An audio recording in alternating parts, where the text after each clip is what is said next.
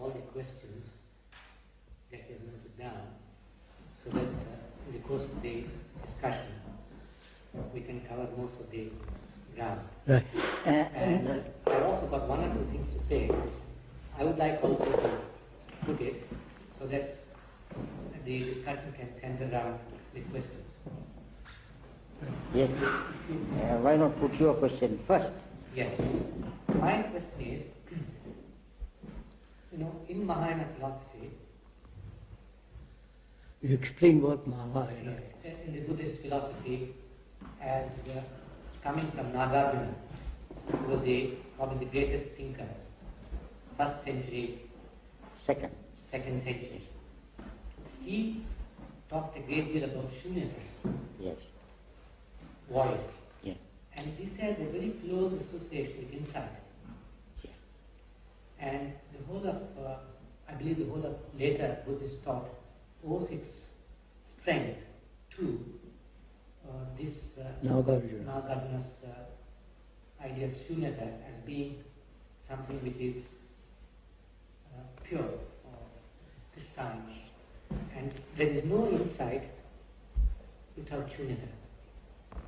I'll put it that way. Yeah. And then he also said that without understanding the outer, there's no possibility of going to inner. Then he also made a statement which seems to be fallacious. Samsara is nirvana and nirvana is Yes. samsara. I have not. Yes. Samsara is... Sir, you're using censored words. Perhaps some of us may understand. You have to explain it very carefully. Samsara is worldly life with all its travail, suffering and dukkha, with all its sorrow, samsara. Nirvana is a state of freedom, bliss, liberation. He said samsara is nirvana and nirvana is samsara. And this is explained by the Buddhist scholars through pratyuta samutpada. The whole thing is interrelated, conditioned origination. So this has a very powerful influence over the Buddhist thought today, as I understand it. And I would like this to be examined in the context of what we have been talking. What is the... I haven't understood the statement. The first thing is Yes. the importance of Shunyata. shunyata. Yes, I will. Because what do you mean by that word sunyata? Yes. May I explain it? From the Buddhist point of view, I will explain. That is what... you see, shunyata is literally, it means voidness. Empty. Void. Empty. Emptiness. Shunyata. Nothingness. Sunyata. Nothingness. Yes. I know the meaning of meaning. That is a literal meaning. But the significance, it is attributed by Western Buddhist scholars mostly to Nagarjuna. That is incorrect. It is the Buddha who said this first. Yes. And Nagarjuna, as a great thinker, philosopher, developed it into a system. Yes. Whereas Buddha said in very simple way. Yes. And Ananda, who was Buddha's nearest associate, companion, disciple, asked one day, "Sir, it is said the world is sunya. World is sunya, empty. What does it mean? To what extent it is sunya, empty?"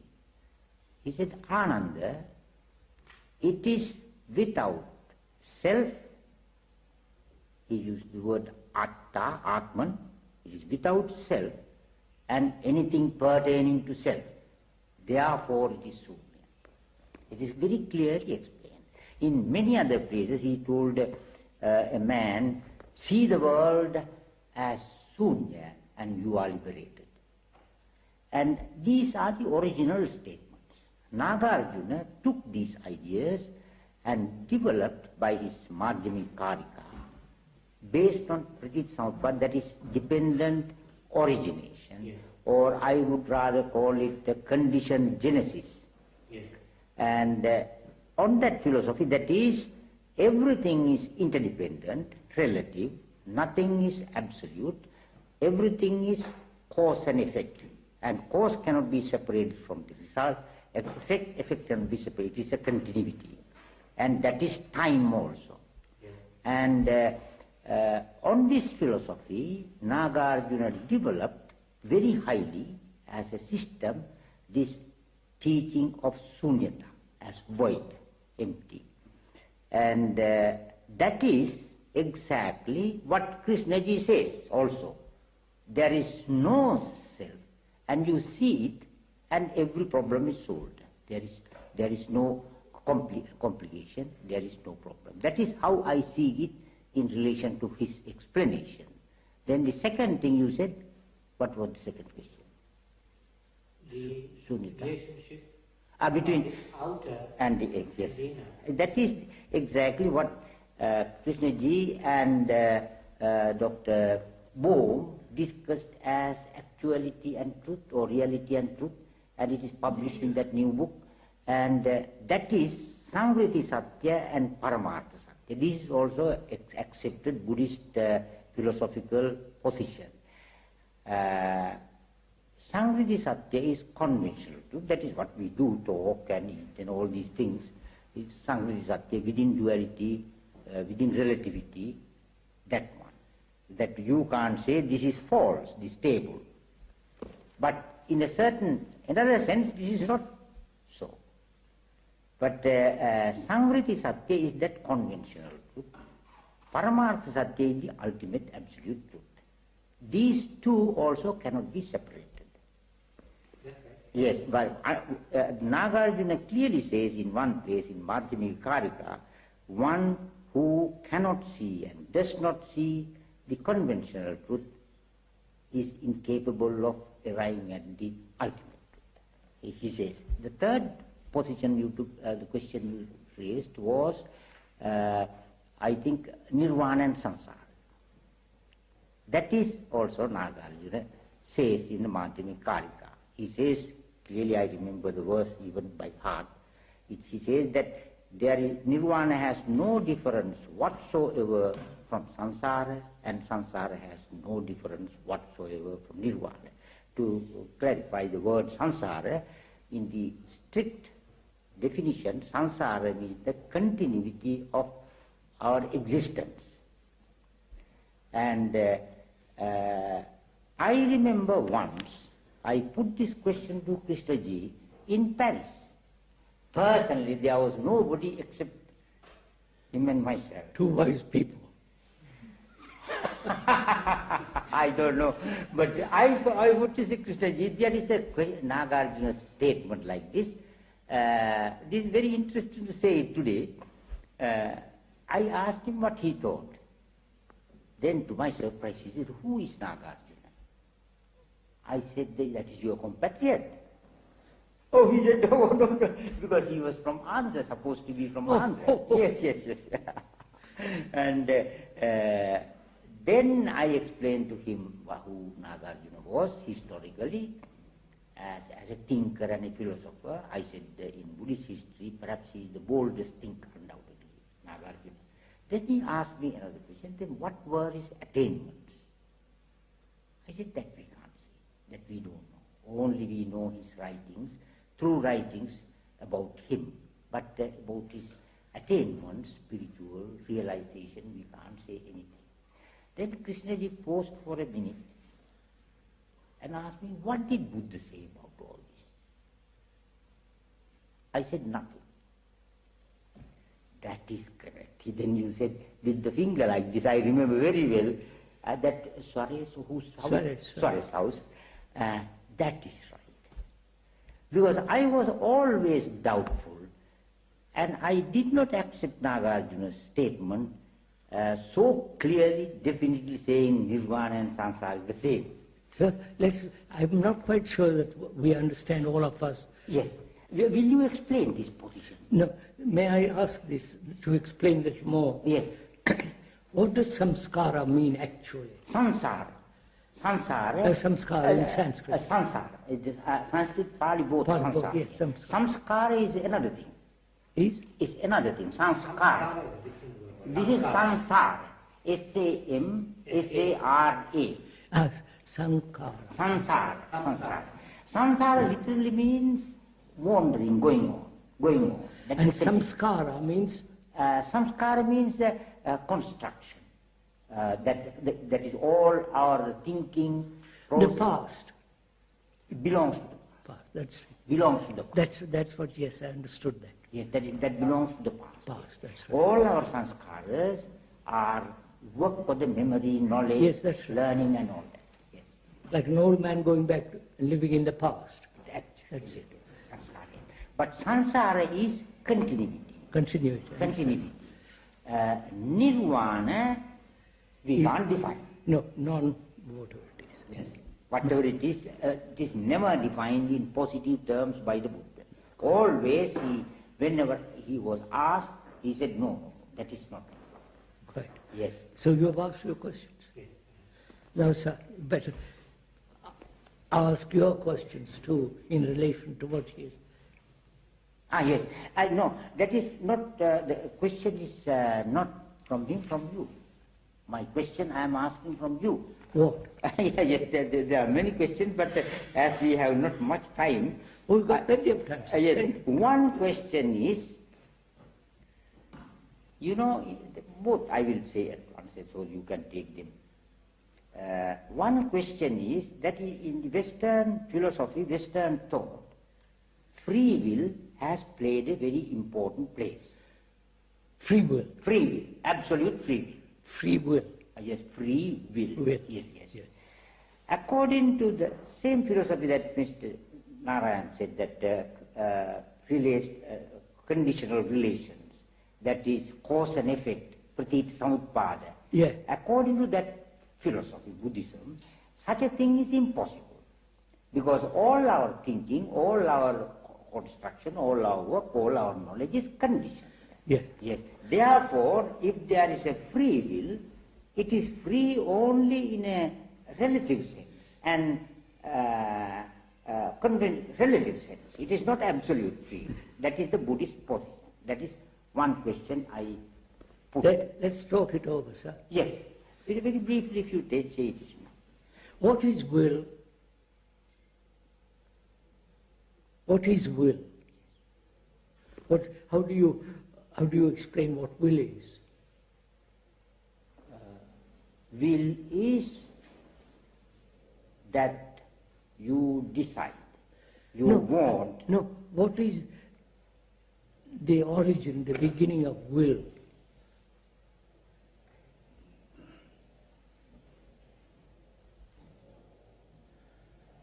I will do this, I won't do that. Now, what is the meaning of will?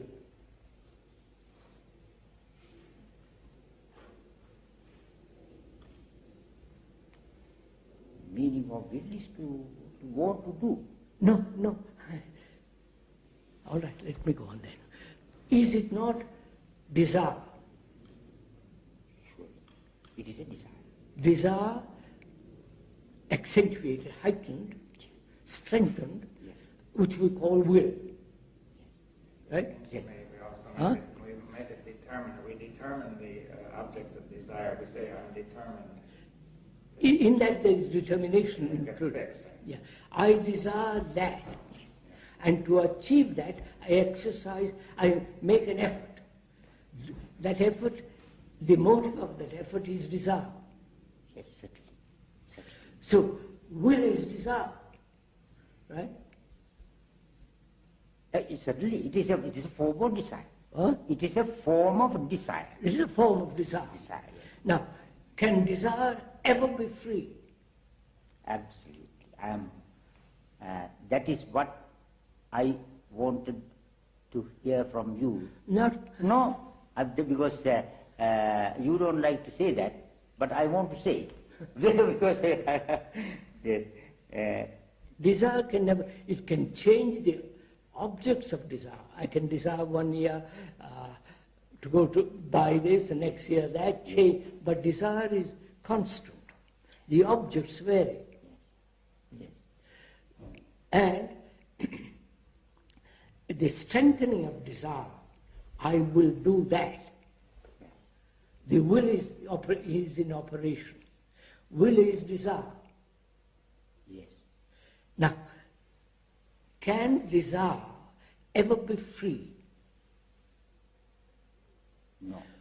But we say free will exists because I can choose between this and that, Yes. between this job and that job. I can go, except out of totalitarian states, I can go from England to France freely. Yes. So the idea of free will is cultivated with a sense that human beings are free to choose. Right? Yes. What does that mean? To choose. I can choose between blue jeans and something else, between this car and that car, between that house and so on. But why should I choose at all?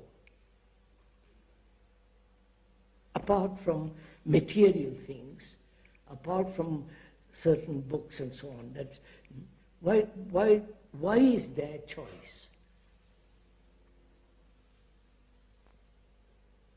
I'm a Catholic, I give up Catholicism, become a Zen Buddhist. If I'm a Zen, I become something else. And I choose. Why? Why is there choice at all? Which gives one the impression that I'm free to choose. Right, sir? So I'm asking, why is there the necessity of choice at all? If I'm a Catholic and saw the whole significance of Catholicism with its abstractions, with its rituals, dogmas, and the whole circus round in it, and I abandon that, why should I join something else?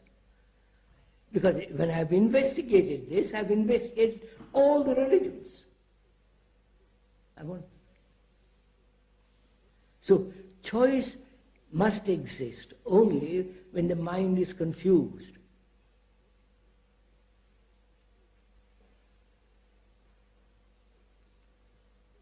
No? When it's clear, there's no choice.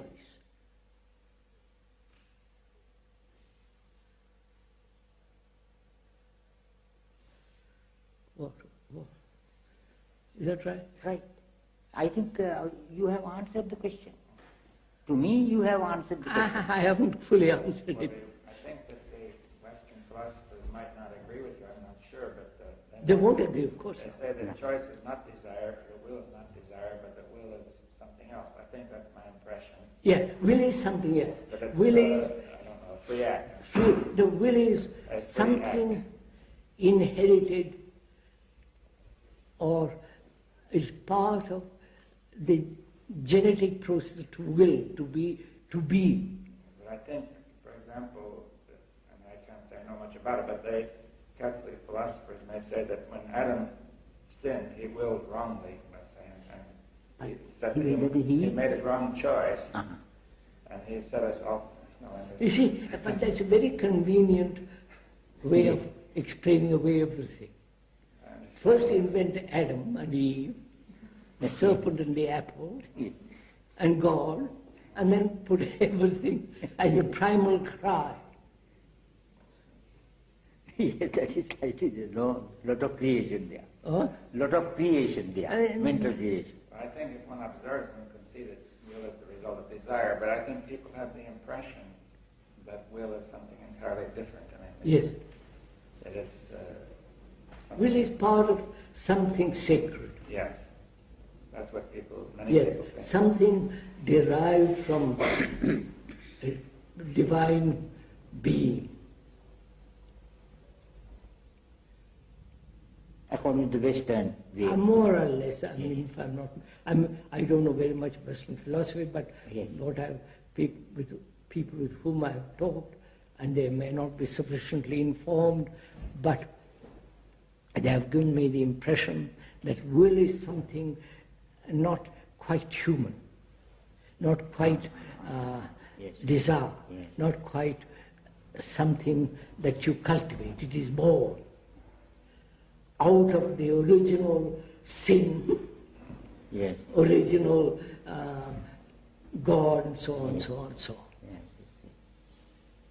But if one puts all that aside, which are all really theoretical, problematical, and rather superstitious, if you put all that aside, then what is will and what is choice, and what is action without choice and will?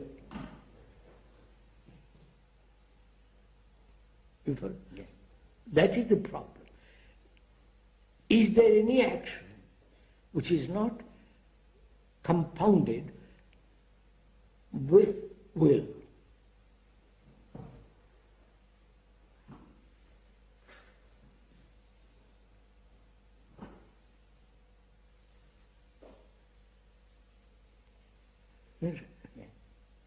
I don't know what the Buddhas and... Would you say that insight is not a result of will? It has nothing to do with will. Nothing whatever to do with will. No, nothing to do with will. Yes. All desire, all memory. Yes. So insight is something which is free from will and also analysis. The insight is seeing. Seeing. Yes. And in that seeing, there is no choice, there is no discrimination, there is no judgment, there is no moral or immoral value judgment. You see. So, insight is not a result of will, nor is it a result of analysis. No. Yes. No, but you see, this is becoming theoretical. You're making it so theoretical.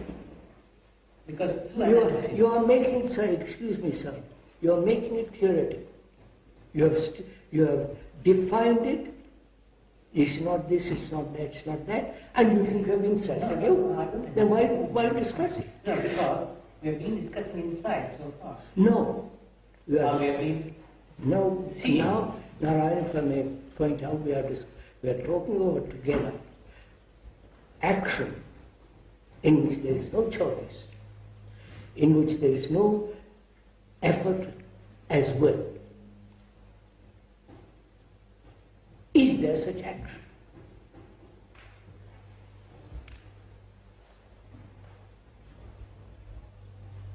I don't know, sir, please. There is such an action. Huh? There is such an action. You know it? Or is it a theory? Forgive me, I must be... You see, forgive me, sir, I want to move away, if you will forgive me, and I'm not being impudent. One should move away from theories. Yes. From ideas, from conclusions. But find out for oneself the truth of that matter.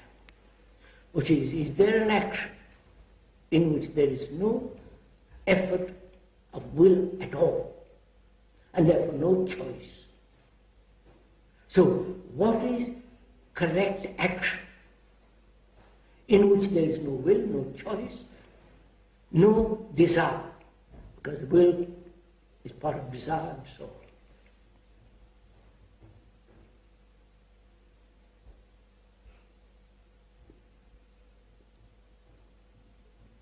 To find that out, one must be very clear, mustn't one, the nature of desire.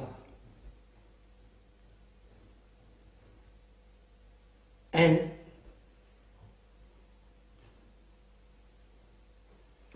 desire is part of sensation. And desire being part of sensation, and thought identifies itself with that sensation, and through identification the I is built up, the ego, and the ego then says, I must, or I will not.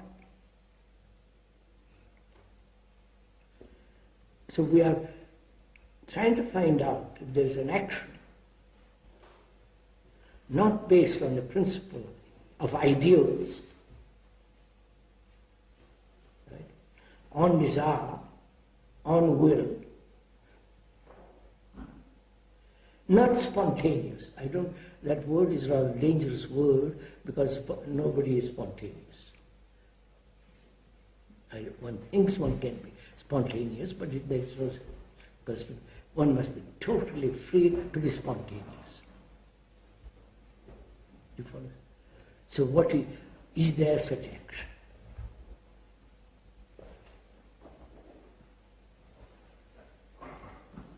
Because most of our action has a motive. Right? And motive means movement. I want to build a house. I want that woman or that man. I am hurt psychologically or biologically, and my motive is either to hurt back. So there is always some kind of motive in action, which we know daily life. So then action is conditioned by the motive. The motive is part of the identification process. So if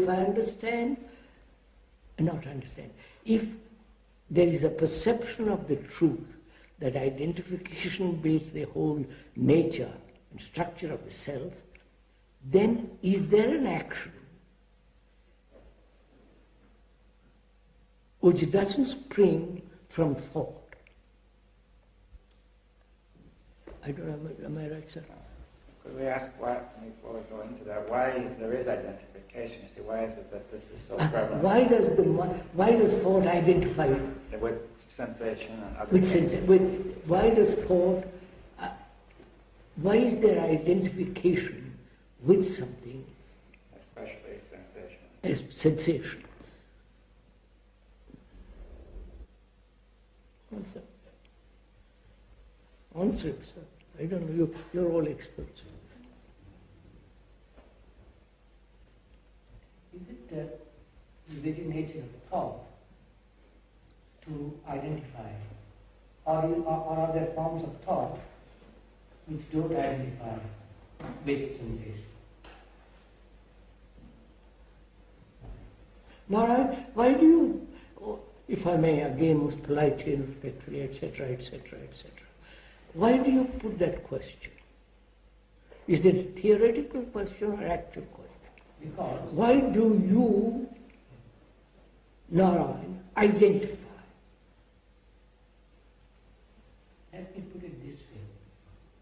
No, I won't put it differently. The Why? only thing I can identify with is sensation. I can't have nothing else to identify with. So why do you give importance to sensation? Do you say, I'm a sensate being and nothing else? No. That's it. No, you can't have to identify with anything. It can only be with sensation. Is there a duality in identification? Of course. Could we make it clear? In identification, as you point out, sir, there is duality. The identifier and the identified. Is it possible that you're trying to overcome the duality by identifying?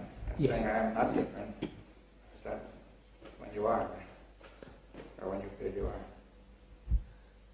You see, I don't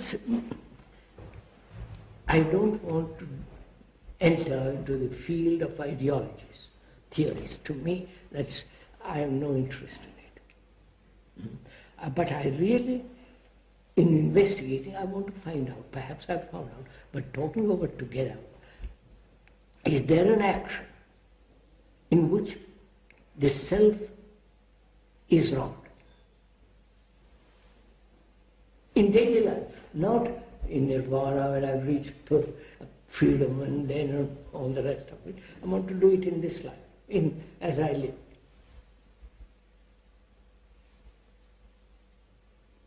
Which means I have to find out, mind has to find out an action which has no cause, which has no motive, an action which is not the result or the effect of a series of causes and effects.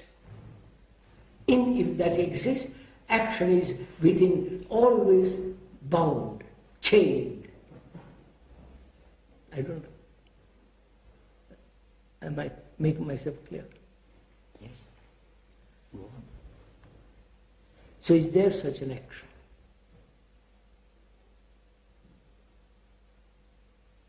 Well, it seems to me we can't find it as long as we're identifying.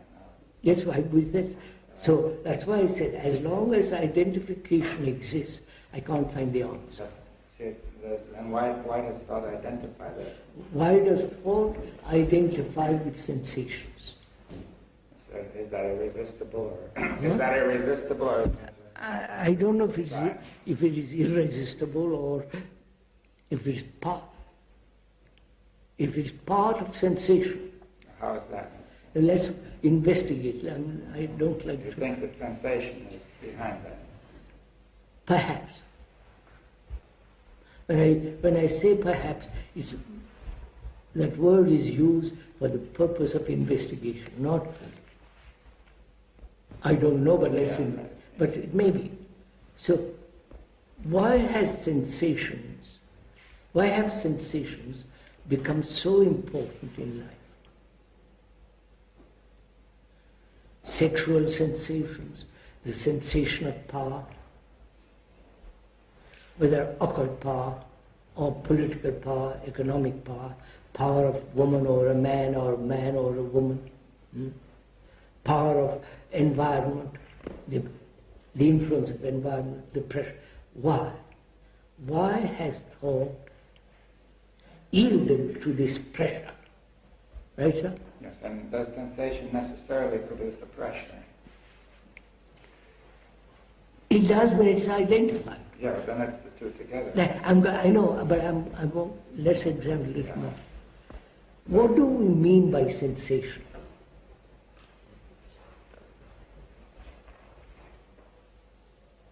Well, we have either the sense of the senses, or it seems to me we may have a remembered sensation of pleasure. Senses, the operation of the senses, Yes. touching, tasting, seeing, smelling, The experience hearing. that happens then. Right? Right, and also the memory of it. No, the memory is only when there is an identification with it. Yeah, I agree. When there is no identification, senses have no, senses are senses. Yeah. But why does thought identify itself with senses? Yes, that's not clear. Huh? That is not yet clear. I know, we're going to make it clear. We are going to bite Are you saying that when the thing is remembered, when the sensation is remembered, then we have identification? Yes. Can we make that more Well, clear? let's make it a little more clear. Let's work at it.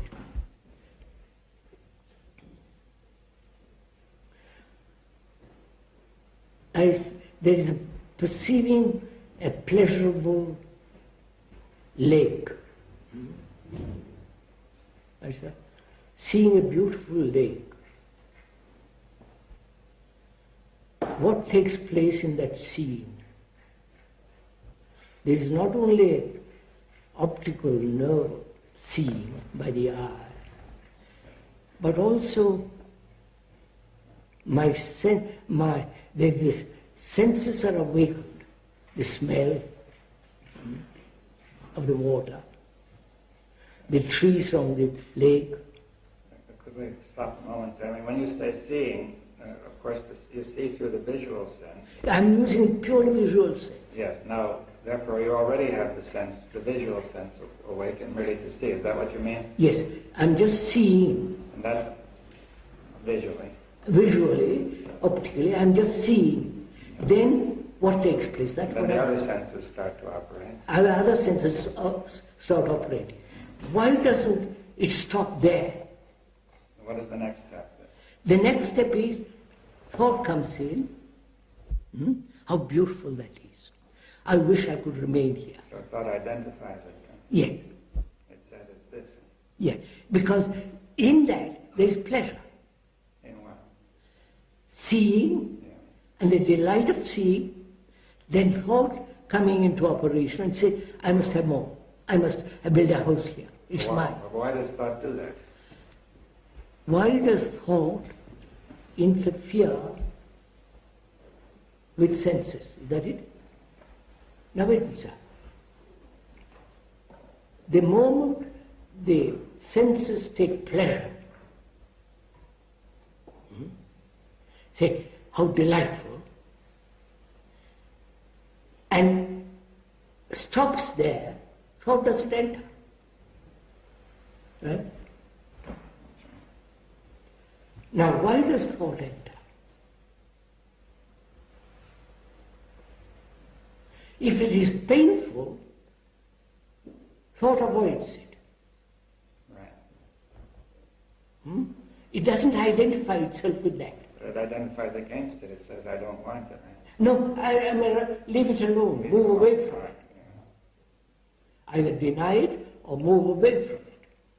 But if it is pleasurable, that when the senses begin to enjoy, see how nice, then thought begins to identify itself with it. But why? Why? Because pleasure. But why doesn't thought give it up when it sees how futile this is? Oh, that's much later, It's a long when way. it becomes painful. Yes. When it's aware, identification breeds both pleasure and fear. Then it begins to question. Yeah, well, I was saying thought has made a simple mistake in the beginning, a kind Yes, of innocent yes, mistake, right? that's right.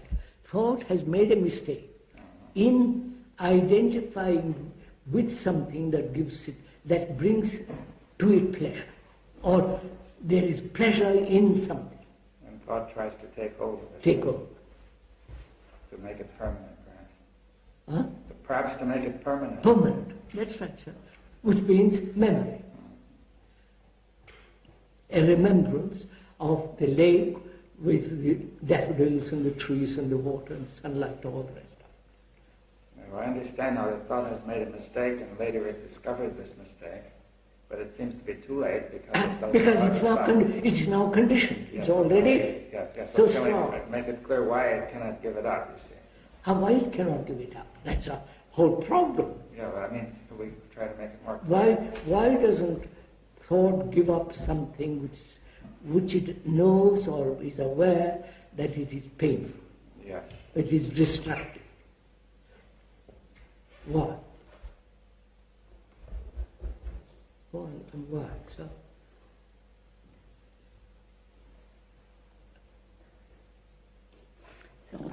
So let's take a simple example. Psychologically, one is hurt. Yeah. Well, that's later. No, I'm taking that as an Yeah. example. Later example, doesn't matter later on. One is hurt. Why can't one immediately give up that hurt? Because knowing that hurt is going to create great deal of damage. That is, when I'm hurt, I build a wall around myself, not to be hurt more. There is fear and isolation, neurotic actions, all that follow. Why? Hurt is the image. Thought has created the image about myself, and that image gets hurt. Why doesn't thought say, yes, but I've seen this, drop it immediately? Right?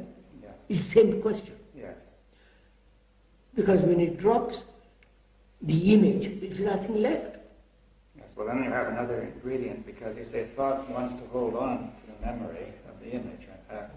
Hold on to the memories which have created the image and which may create it again. Yeah. And thought feels they're very precious. Yes, they're very precious, nostalgic, and all the rest of it. Yes, so somehow it gives very high value to all that. Yes. How did it come to do that? Why has it made the image so valuable? Yeah. Why has the image become so important, which thought has created? You see, if I may say, in the beginning it was a simple mistake, and thought made an image of pleasure. And it seemed that it became very important, precious. Yes. And was unable to give it up. Yes. Why doesn't it? So if I give up pleasure, if thought gives up pleasure, what is there left? So it can't seem to return to the state in the beginning, you see, when there was nothing. That is the pristine state. That is it is unable to return to that You state. can't, because thought has, all the rest of it. Yes. Well, I think that what happens is that when thought thinks of giving up pleasure, which has become very precious, then the mere thought of that is painful. Yes, giving up is painful. And therefore thought runs away from that. Yes, so it clings to pleasure. Yeah. It does not wish to face the pain. Till there is a better reward for pleasure, Well, then that's which will be change. greater pleasure. That's no change, is it? No, but of course. The thought seems to have fallen into a trap which it has made, because it has innocently remembered pleasure and then gradually made it important. And then it has become too painful to give it up. Because any change from immediate removal of pleasure is very painful. Because it has nothing else then offers. There's fright. Yeah. Well, then at once, but you see, it is, in the beginning it was not frightening to have nothing else. Yes. Now it is. Yes. In the beginning, that means beginning being the beginning of man. Yeah. In the beginning of man, can we question even that? Or perhaps not, but I mean... A beginning of the ape. If you go far enough back. But if you want to say it's been going a long time, but thought has built this trap, which has gradually got worse. So could we say, as the brain is very old, all our brains are very old, merely tracing it back further and further and further and further and further, you can't ever find out. Yeah, so but I can say, but my brain is now as it is, which is very old, conditioned, in terms of pleasure and pain. Yes. They say that the old brain is also the emotional part of the brain. Of course, emotional and all the rest of it. Yeah. Sensory. So where are we now? Well, we say that this brain has conditioned itself by continual remembering the image of pleasure with the unpleasantness of giving it up and the fear. So it clings to something which it knows. Which it knows and which is very precious to it. But it doesn't know that it's going to breed fear. But even when it knows, it's still... But it much rather run away from fear, hoping the pleasure will continue. Yeah. But I think eventually it starts to become irrational because, you see, it creates the pressures which make the brain irrational and unable to get this straight. Yes. Yeah, where are we now at the end of this? We started out, sir, don't we, Dr. Bohm, that is there an action in which there is no motive, no cause, the self doesn't enter into it at all?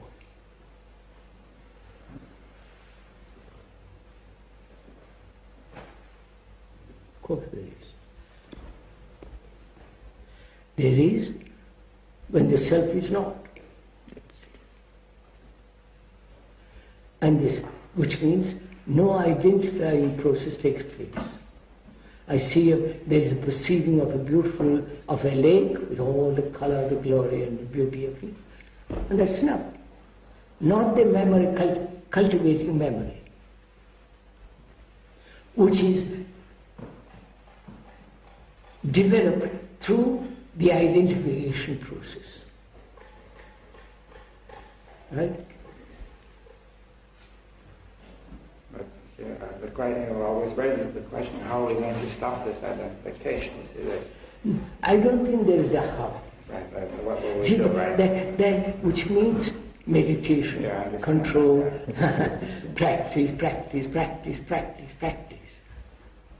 and that way makes the mind mechanical, dull. Forgive me, I'm not. And literally incapable of receiving anything new. If it imitates, if it just imitates it, this is precisely what happens. What? If these practices are done with imitation. Yes, that means if that practice becomes an imitation, then it is a the terrible mind- conditioning. Then mind is mechanical. What do you mean imitation? If you tell me, if I may make it very simple, just 3 times a day put your hand on the floor and something will and happen. you do it. And I do it. I do not think about it. I do not inquire about it. I do not say, why? Now what happens? Why should I? If I do not question it, if I just mechanically do it, nothing will happen. I'll get only more and more fuzzy. Yes, but but if I inquire into it, why? What for? Why What is should- my no, reaction? my question is, I have listened to somebody who says, put your hand there, and then I begin to inquire. But I don't accept anybody telling me I must put my hand there. Then I don't have to inquire. I don't. Remember that famous story of a guru? He had a favorite cat. And he had many disciples. So every morning, before they all started meditation, he caught hold of the cat, put it on his lap, and meditated.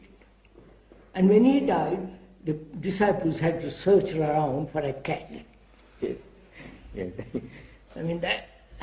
I have heard differently. The cat was tied to Yes, somewhere same so that he thing. may not come and disturb They are doing it. same thing.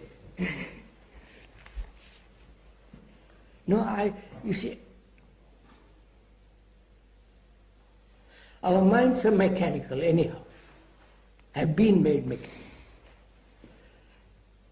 Can't we investigate why we have become mechanical? Rather than practice that which is non-mechanical, which may be mechanical. I'm with you, yeah. We can, since there have been whole people before us, since there have been people who have become whole before us, I don't know. or it seems, if I I don't stand know. I out don't on know my anybody. quest, it I- seems likely. But you see, you accept it. I am looking at it as a possible proposition. I don't know. I start with Yeah. myself. I don't look to somebody who is enlightened. I don't know. They may deceive themselves. This is why it is worthwhile trying to find So out I by say, oneself. I start, and one must start with oneself. Oneself is already second hand, living in the shadow of others. So why look to others? So here I am. From there I begin. It's so simple. While the other leads to so many complications. I do not necessarily see it as a complication. If I have an idea, there is something that is more than my illusion, my suffering, my general state of dissatisfaction, in which I am and which I have to face. If I do not think that there is any possibility, then I might not even try. If I see that there might be a possibility, I do not need to take it for true, but it gives me the sense that it is worthwhile trying to work with myself as my own subject of experiment But to why do you work want, it out. Why do you want a motive? With that, I think it is almost impossible not to start with that motive, because that starts from self. No, madam, yeah. We are talking about the same thing, aren't we? Mm. I just want to know myself. Not because I suffer, I go through, I just want to know what I am. Not according to anybody, but just know by myself. So, I begin to inquire. I begin to look in the mirror, which is myself. And the mirror says, your reactions are these. And as long as you have these reactions, you're going to pay heavily. You're going to suffer. So that's all. So now, how am I, an ordinary human being, knowing all my reactions, ugly, pleasant, hateful, all the reactions one has, bring about an observation in which there is no motive to restrain or to expand reactions. I wonder if I make myself clear. Yes, yes. How am I to observe myself without a cause? Well, the cause generally is punishment and reward, which is obviously too absurd, like a dog being trained. So, can I look at myself without any motive?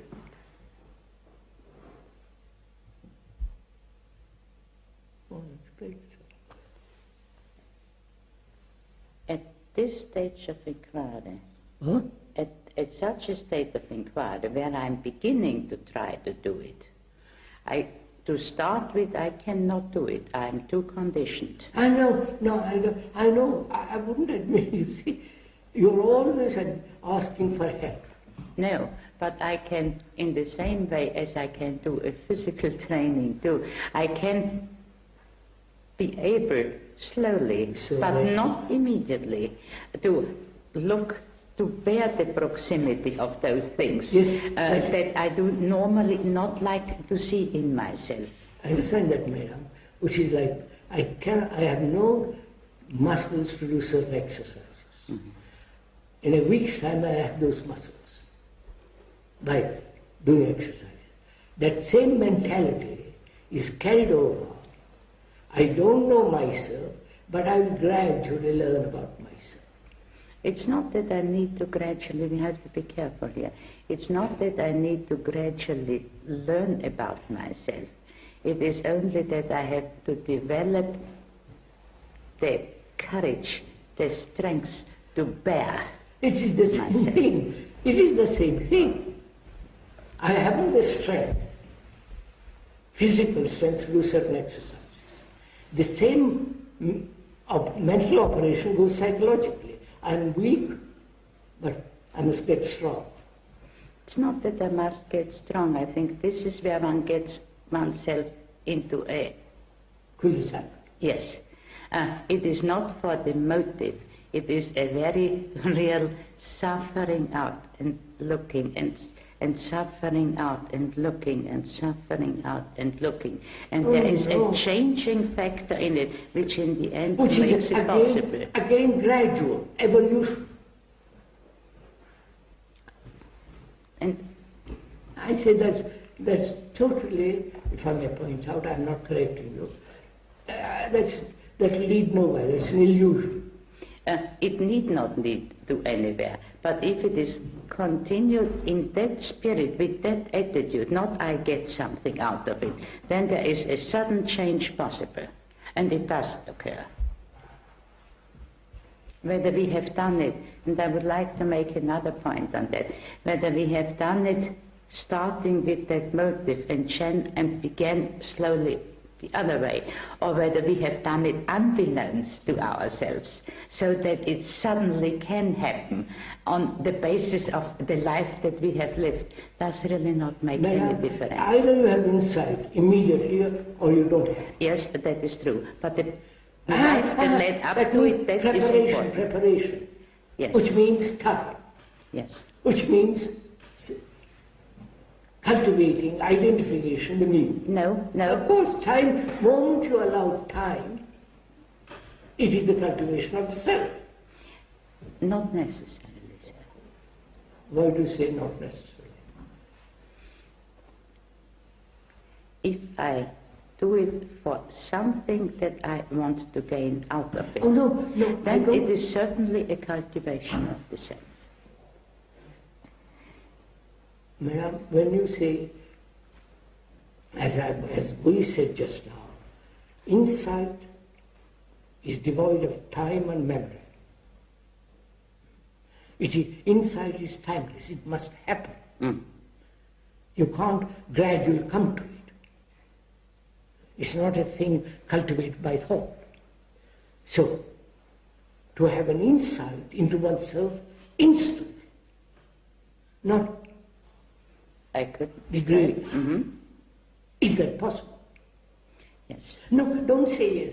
We are inquiring. Yeah, then I would say, with my own conviction and experience, I would say yes. What? Say yes to what? It is possible. That means if you have an insight,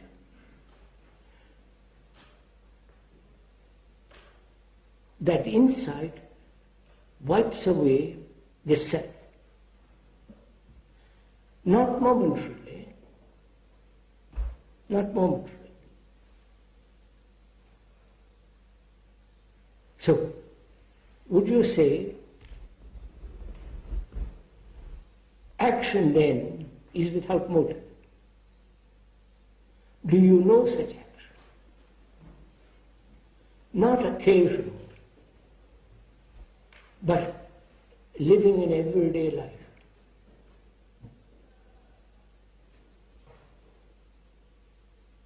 I don't want to be occasionally fed, but I want to be fed every day. I don't want to be occasionally happy. I want to be happy, all the rest of it. So, as insight is devoid of time and divorced from memory, thought, therefore, is there an action born of insight? You understand?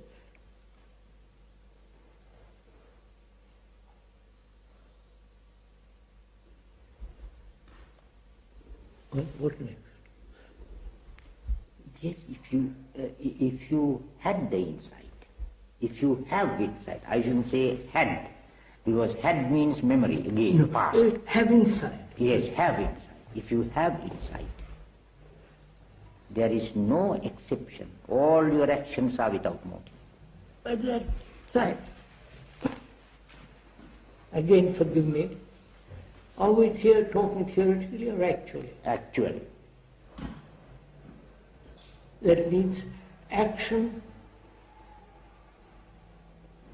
is correct, accurate, right through life. Yes. For No, sir, you will make mistakes technically. no, I'm not talking of technically. But there is no self, there is no motive if you have the insight. Every action. Have you got that insight? I'm not you, sir. I'm just, Yes. has one that insight into the whole nature of the self. Not arguments, not inductions, not deductions, not conclusions, but have an insight into the nature of the self. And therefore, the self, if there is insight into the self, then action will inevitably follow from that insight.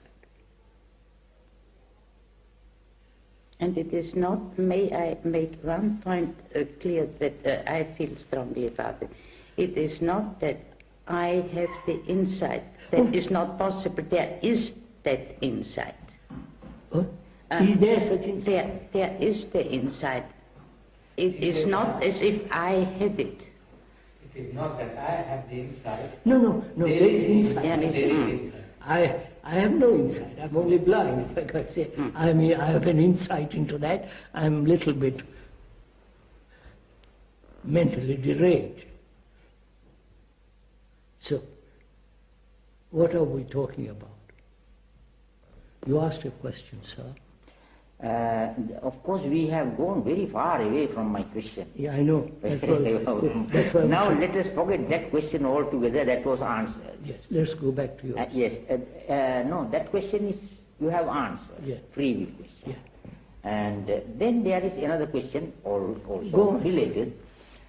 You see, there is, perhaps you are aware of this theory, many people, that we think in a language. There is a belief that many people say that. What? You think in a language. Very Yes. often they ask me, in which language do you think? Yes. I say, I don't know. But I say, there is no language in thinking. The thought has no language, and the thought is immediately interpreted into the nearest language to you. And Sir, could you convey your thought to me without the word? that is what I say. When you convey the thought, it is interpreted. No, sir. Can you convey your thought to me without the word? That depends on the level of two people. Which means what? Yes. I don't know whether you accept it or whether you have that experience. Without talking, without words, there is communication. That is, sir, there can only be communion, when you and I are on the same level and with the same intensity at the same time. Right? Which is what?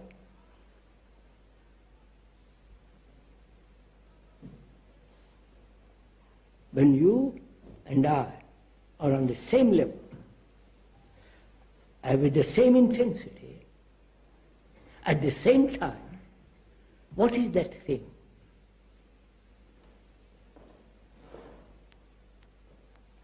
Then words are not necessary. No. Now, what is that thing? You can say that is, if you like, it is thought. What? No. Sir, when we both of us like that, what is that quality of that state? Not the absence of thought, but the quality, the perfume, the thing of it. Wouldn't you call that love?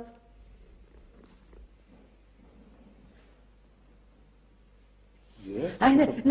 No, don't. But you ask me or just you are going to answer the question? I'm going. I get confused when you put it to me whether you are expecting me to answer. No, sir. When two people have this extraordinary quality of this state, words are not necessary. There is that quality of love which exists. Therefore, the words become unnecessary. There is instant communication.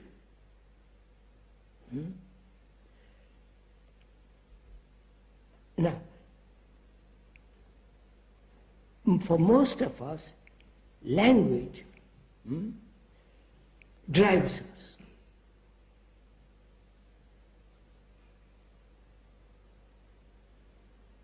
Right? Right, sir? Language drives us, pushes us, shapes us. Our minds are conditioned by language, which is language. Words drive us, force us. I am an Englishman. The language and the contents of that language. Right? Yes.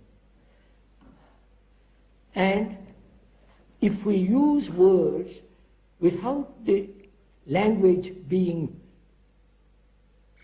directing us, words then have an entirely different meaning.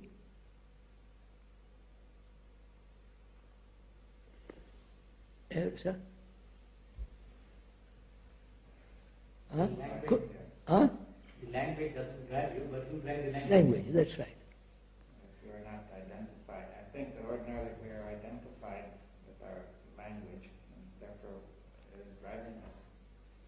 But if we are free of identification, No, that's why, sir, that's extraordinary how language has made us. Huh? I'm a communist. yes, well then you are, that's an identity. I'm a Catholic. That's it, that's it. And you think that language is the major source of identification? One of the patterns, one of the, Big one. yeah. And I don't know whether it will be useful. I would like to remind here is a very important Mahayana Buddhist philosophical attitude. And Which is that? That is, it is said that the world is caught up in language. Namakaya, Padakaya, language. Yes. These are the words used. These are Yes, and Sanskrit it words says- too. Yes, pardon? In Sanskrit too. Yes, these No. Sanskrit word, Yeah. of course. And it is said the ordinary man is stuck in words just like an elephant in the mud. And so one must go beyond namaka, nama, pada, Yes, sir. vyangana to see the thing. No, but Because as long as you are, as you say, it is driven by language. language. Are you?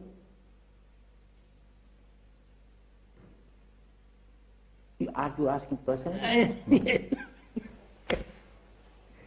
Are you? Am I? Dr. Bomi, is he driven by language?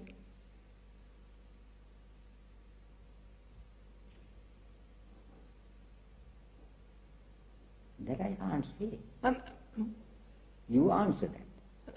I'm not, I can answer for myself. Yes. I'm asking you. Yes.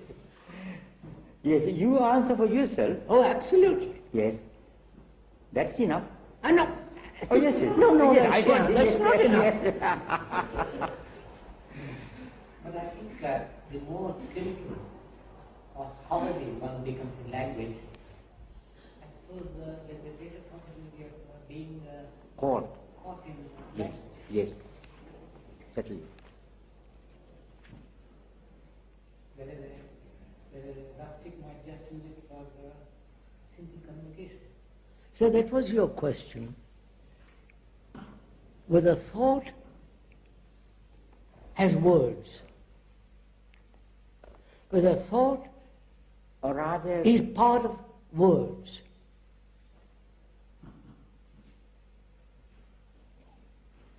Huh? Does the word create the thought, or thought create the word? Egg. yes. Yes. You once asked the question, is there a thought without the word? That's what I want to. That's very interesting, sir. We'll go into a little bit. Do you want to go into it, sir? Yes. Is there a thought without word? That's the question. Yes. I think thought has no word. Thought has no word. Thought is an image. But Without no, language. word, sir, we are using the word to include the symbol, the image, the picture, the word, See, all that. The word can be easily turned into an image, for example, by an artist. Say a description could be turned by an artist to an image, Yeah. or vice versa. The image could be described and turned into word. So they have an equivalent content. So would you what is the origin of thought? If you had to find out, not what the Buddha said, or if you as a human being had to find out something, you must find out, otherwise you'll be head chopped off. It's something tremendously important that you must find out. What will you do? What's the origin of thought?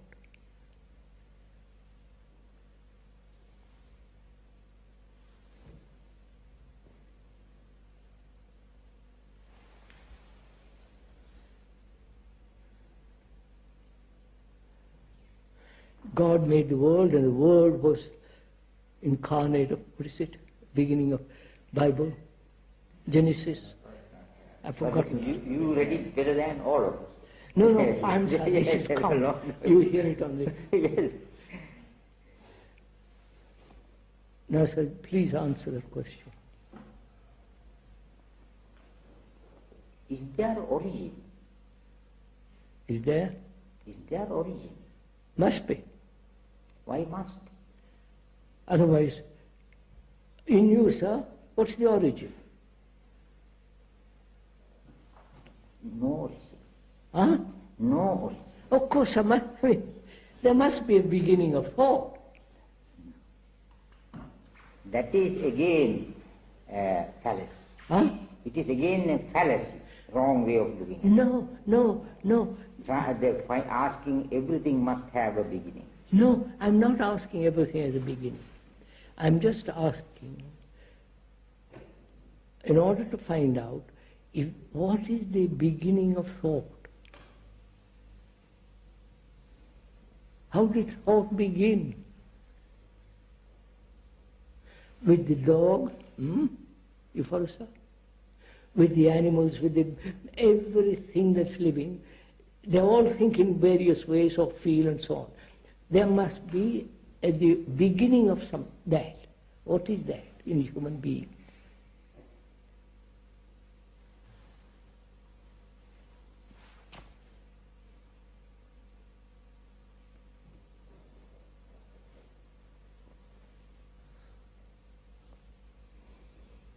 If we had no desire at all, we would have no What? thought. If we had no desire at all, no, we would no. have no thoughts. No, it's not a question. No, you're not. Are you discussing thought without identification? No, sir. I would like, how did thought begin in myself? Was it handed down by my father? By my parents? By education? By environment? By the past? I want to know, what made me think?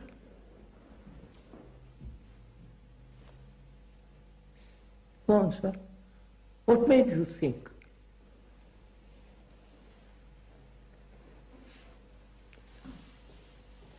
The question is this, you are putting some cause behind, but I would say nothing made you think. It is in the nature of yourself thinking. And you see, there is no other cause. oh yes, there is. What is that? I'll tell you in a minute. Yes. No, I am not the final authority, sir. But I mean, I like to talk it over. If I had no memory, would I be thinking? I ask you again, what is the origin of memory? That's very simple to answer. I remember seeing you in Paris, which I don't, but suppose I remember seeing you in Paris. That is recorded, isn't it? Right, sir? That, of course, that is accepted, generally accepted that things are in the brain. No, it is the ordinary fact. No, that I don't agree. That is an old 19th century, 18th, 20th century theory that everything is recorded in the brain somewhere. No, sir. Look, I met you this week, right? Yes. You come back a year later. I hope you will. Then I said, yes, sir, I recognize you. Right? How does that recognition take place? Very good, you carry on, because this is a question that I wanted to ask you. Yes, Exactly, I have wrote it down. How does memory rise? Yes, I didn't ask it, but this is the question I wanted very much to I'm know. doing that, sir. I meet you now, and in a year's time you come back. I hope you will. We'll have a discussion. And then I say, yes, sir, Mr. Rahula, we met last year. How does that take place? Very simple. Memory, brain has recorded that memory of meeting you, learning your name. So that is memory, which when I meet you next time, I recognize you. Right? There's nothing illogical. How does it happen? That is the question. Oh, it's very simple. You have been introduced to me. We have sat down here for 2 afternoons and morning, and that is remembered. When you come back next year, I say yes.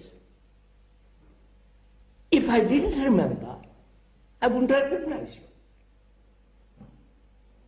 Right? So, the recording goes on.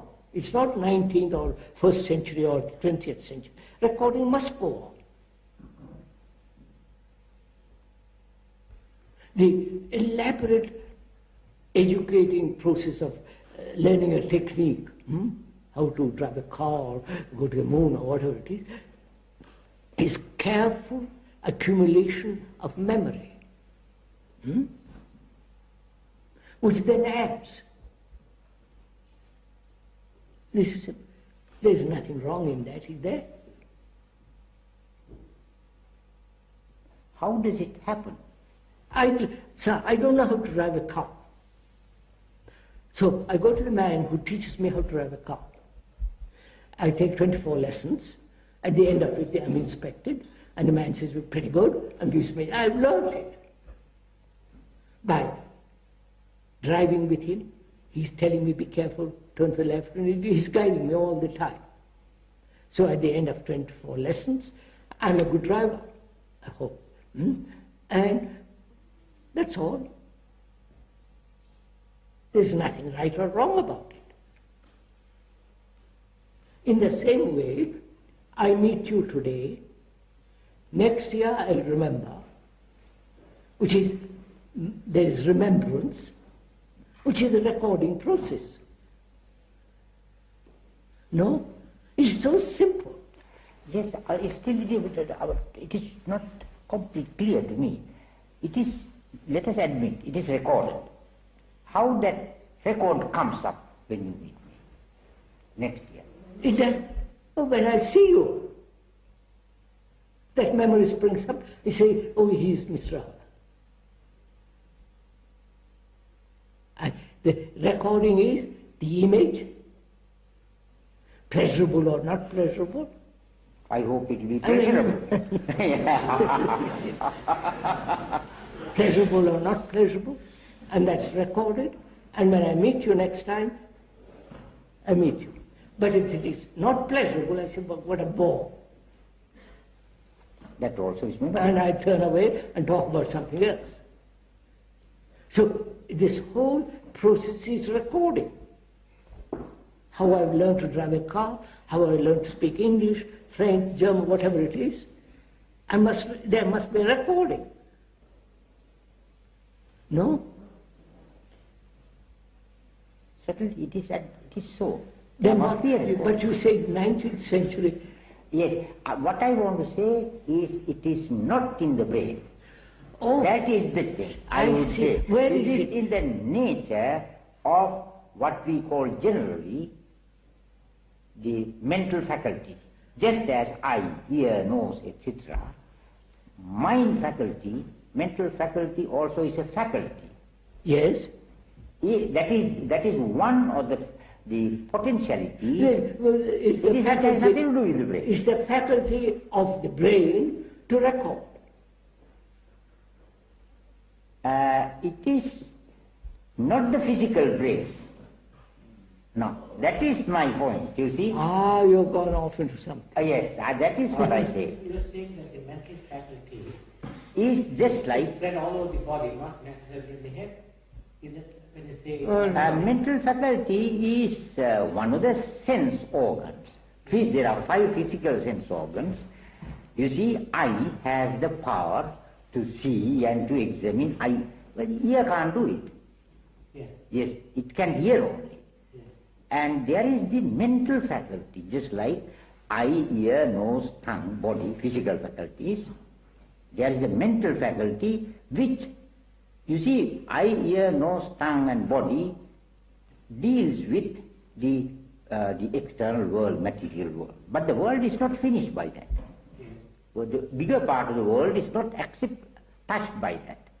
What is the bigger part of the world?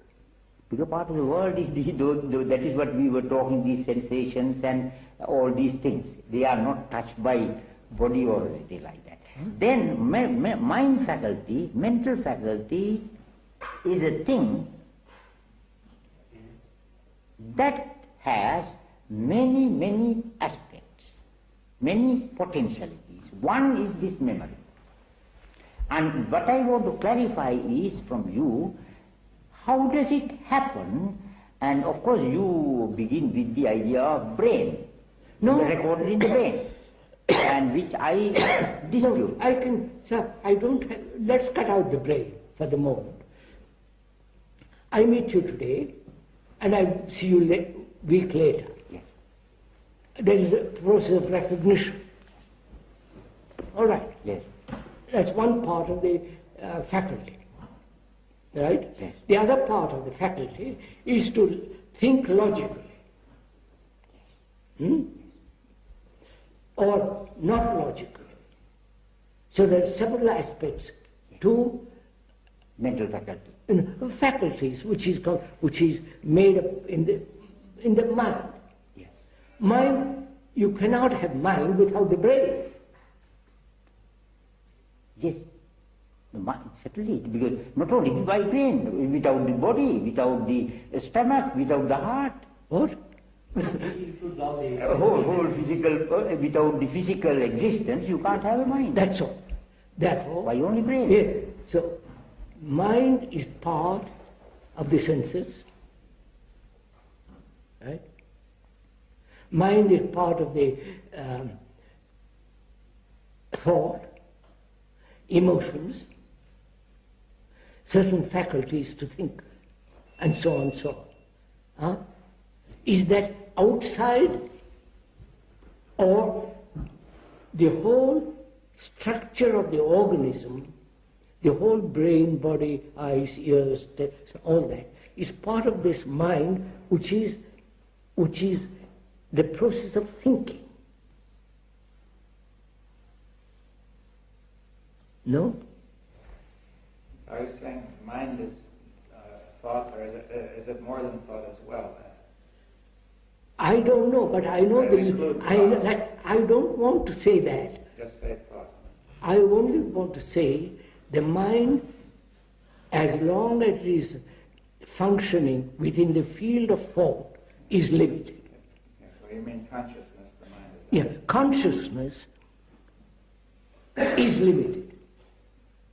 And we say it's limited by these faculties, wherever they That's are. right, whatever they are. And,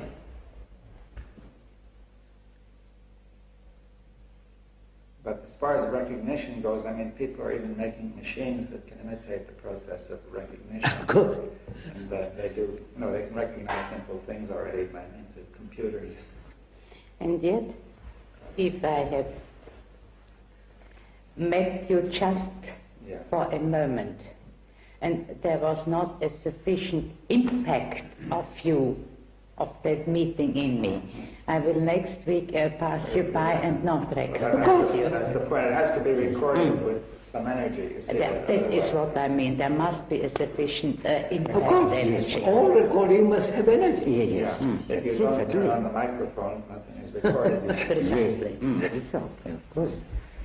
And many things that we see and hear and we don't remember, only things that give certain impression. But you see, I think that it's fairly clear how the record could give rise to a recognition in the next experience. The next time you see the person, the record is comparative. It comes back. It comes back. Yes. It is exactly like the computer takes it up. So our brains are computers. I should say no, not the brain. What is the brain? Brain may be the basis, but not only why do you say brain, but the whole body, whole heart. Without heart can you think? No. No. And therefore, sir, we said that. Yes. The brain, the mind contains the brain, the feelings, the heart, the whole structure. All the nerves. We are using the word mind as consciousness.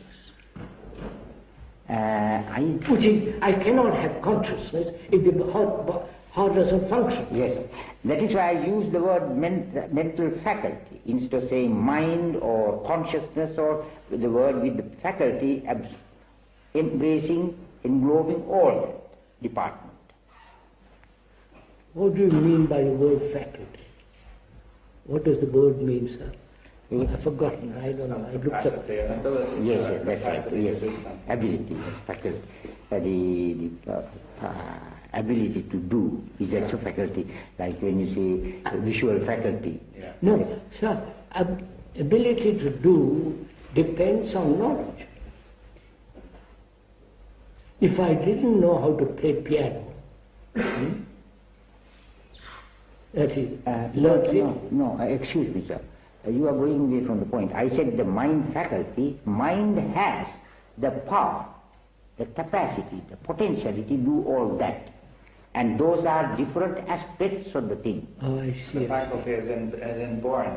Yes, inborn. In it itself, it has the power. And you can't ask why and from where. No, I won't ask that. No. I won't accept the mind has the inborn faculty. To think. Yes. No. Inborn, which means it is not genetic, it is not hereditary. Well, no, that is a means no. genetic. No, that is not right.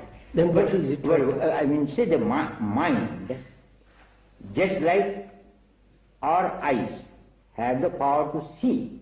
So the mind has the power to do all those tricks, all those things that we are talking.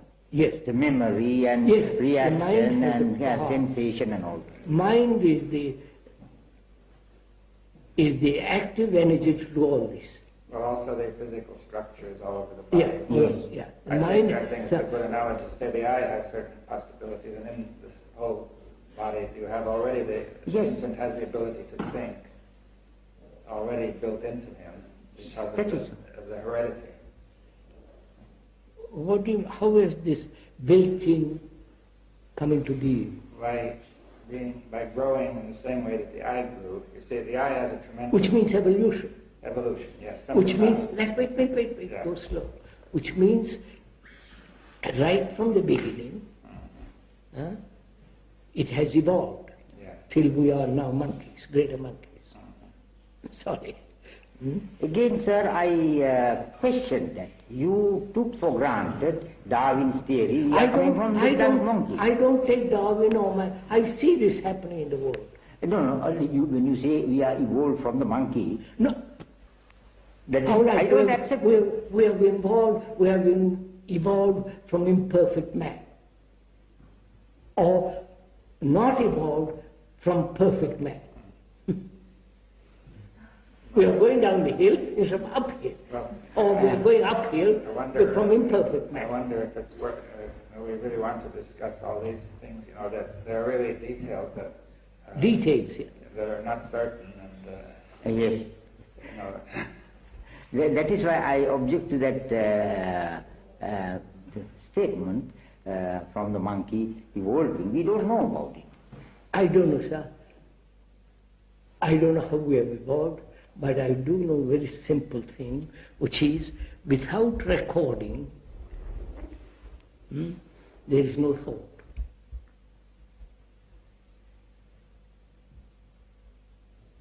That means that thought is memory. Of course. Yes. That's right. Thought is memory, Yes. which is experience, which is knowledge, stored up. Yes. Doesn't matter where, my big toe. Yes. Yes. Stored up, and when it is challenged, it operates. Well, we've also said thought is the ability to reason logically, along with the memory. Yes, yes. And all that together. Think logically or illogically, and so on. Yeah. Now, all the what you have called faculties. Yes. No, so I use that word because it gives a bigger field, embracing. But it's still, you're saying it still depends on memory. That of course, none of the base faculties can essence of a operate. thought is memory. Without memory, none of the other faculties could Can operate. exist, of course. I see that thing. Then it has been called a tree. I call it a tree. That's all. It's recorded all the time. Without that recording, there is no beginning of thought. There is no thought.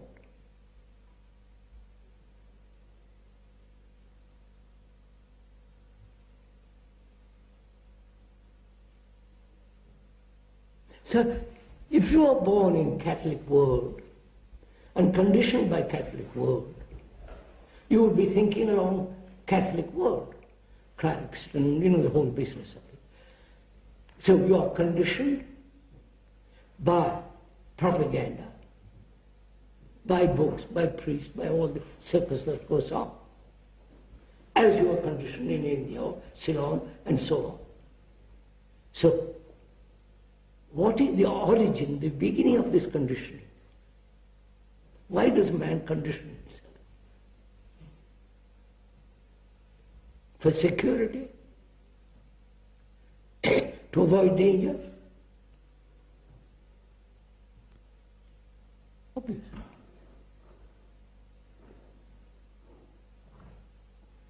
I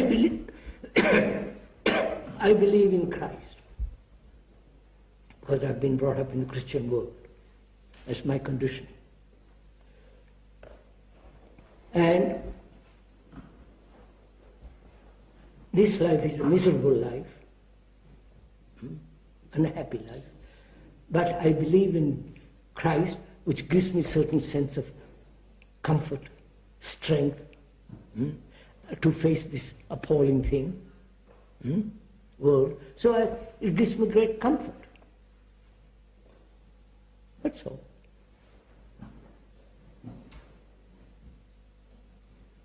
It gives me security in an insecure world. Psychologically, the Father is looking after me. That's all. And the Hindus, the Buddhists, the Islam, they're all the same category. So, the instinctual response of a human being is to feel secure. Like a child, obviously. No? How does it come about?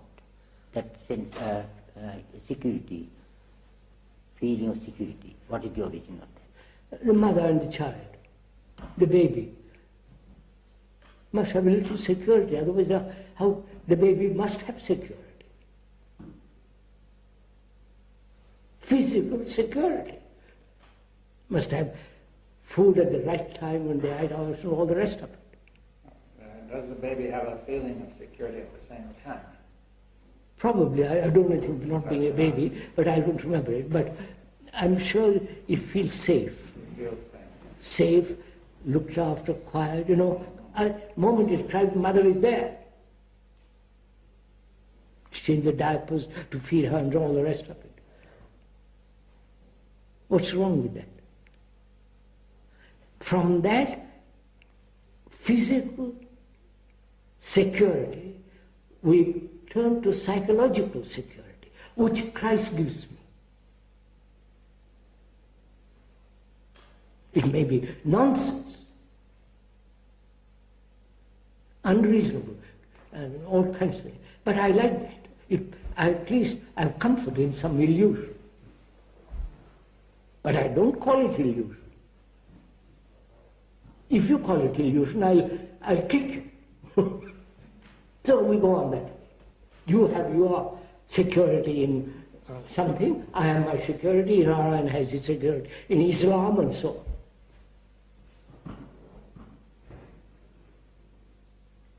So, each one of us clings to our own particular form of security. Whether it's reasonable, sane, rational, that doesn't matter.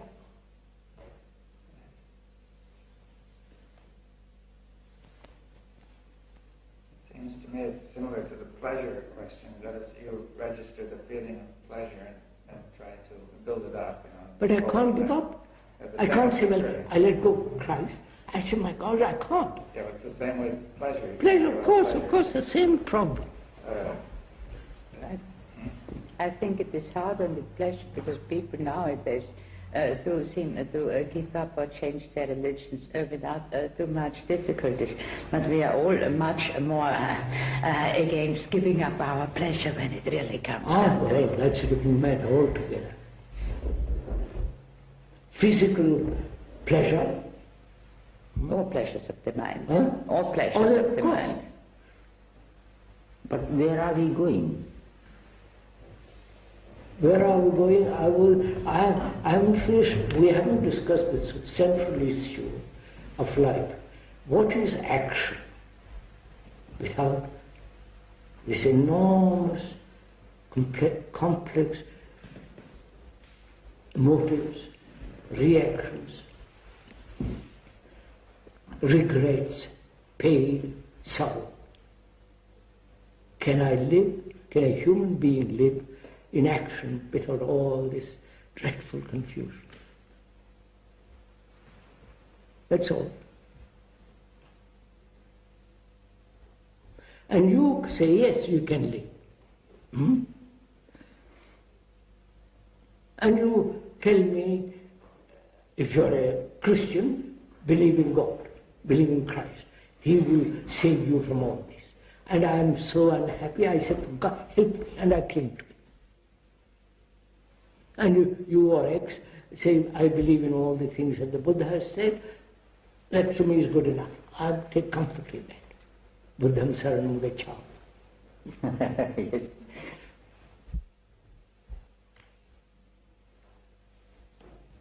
So my actions are based on reward and punishment. Right? Right, sir? If I do this, I'll reach nirvana. If I don't, I'll go to hell, which the Christian know all the rest of it. So, all that, and one has thrown overboard all that. Being fairly intelligent and educated, you said that's all nonsense. I want to find out if there's an action without any shadow of effort and regret. You understand?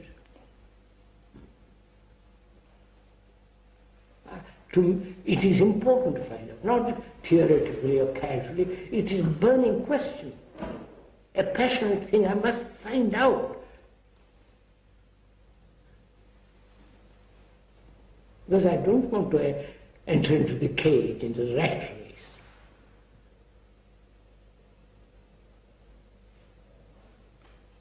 So what shall I do? What is right action under all circumstances, which doesn't depend on circumstances? Circumstances, my wife says, do this. I love you, but you must do this. or something else. I put away all those influences or pressures, but I want to find out if there is an action which is complete in itself.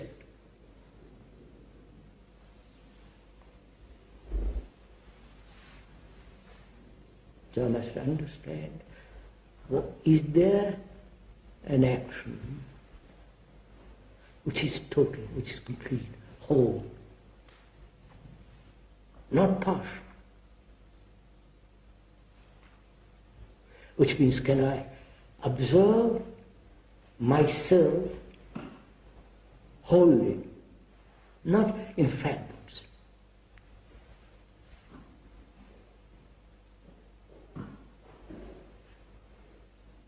Or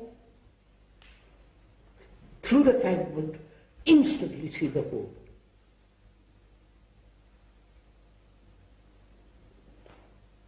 So is there an action which is whole?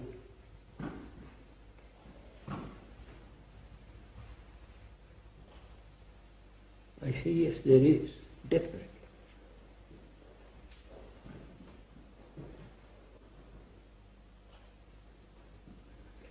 Oh, don't you ask me what is that? I wanted to ask. Ask I was it. waiting for the reply. Ask it. I want to ask, what is that?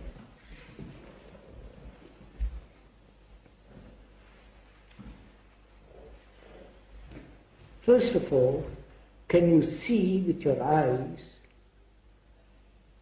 the tree as a whole?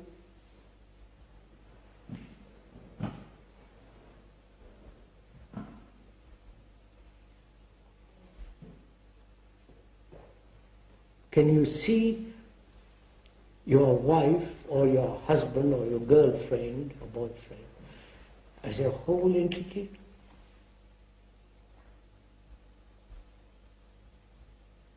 You understand? You understand my question? Can you see anything totally? Or we are always seeing partially? When you use the word totally, what is the meaning? Holistic, whole. Wait, don't go some. Can I see you as a whole being?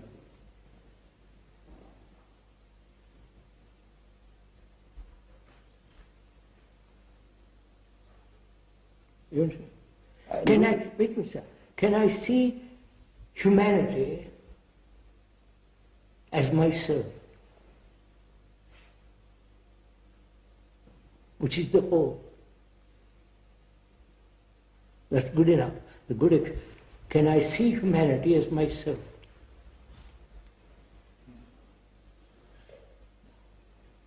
Because humanity is like me, suffering, miserable, confused, agony, terrified, insecure, sorrow-ridden, like another. Right? So, in seeing man, humanity, I see myself. Or rather the other way, by seeing yourself, you see humanity. Which is me. It doesn't matter whether you say, I see myself as humanity, then humanity is me. I'm not separate from humanity. I don't say, I am an elite, I'm like the rest of the gang. Not the mafiosa, but the ordinary gang.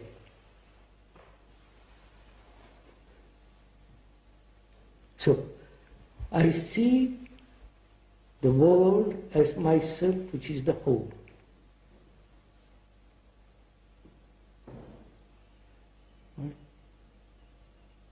That's simple, sir.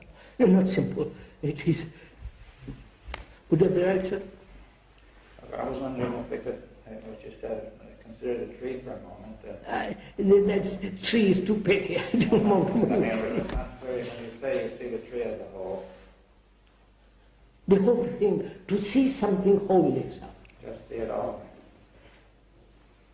I think we are in a slight language difficulty because because we have no other possibilities. This I see as a whole.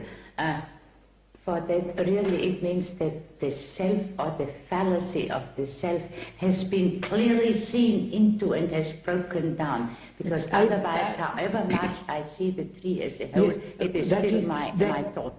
That is the ultimate thing. Yes. But can you see your husband, your wife, or your girlfriend as a whole being? Totally, you can't you? How does it happen when you can see somebody wholly? The tremendous, but not mine, warmth. Oh, Warmth comes in.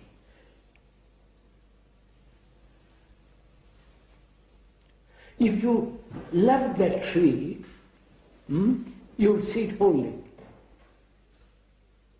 But we have also there to be careful what we mean with love. Keep it very simple. Don't intellectualize it for the moment. We'll do it later. If I love somebody, love, not possessive, acquisitive, and all the rest of that nonsense. If I love, it is, the whole thing is there. The totality of that man or woman is there. So can I see myself wholly? Myself being humanity. I am not different from humanity.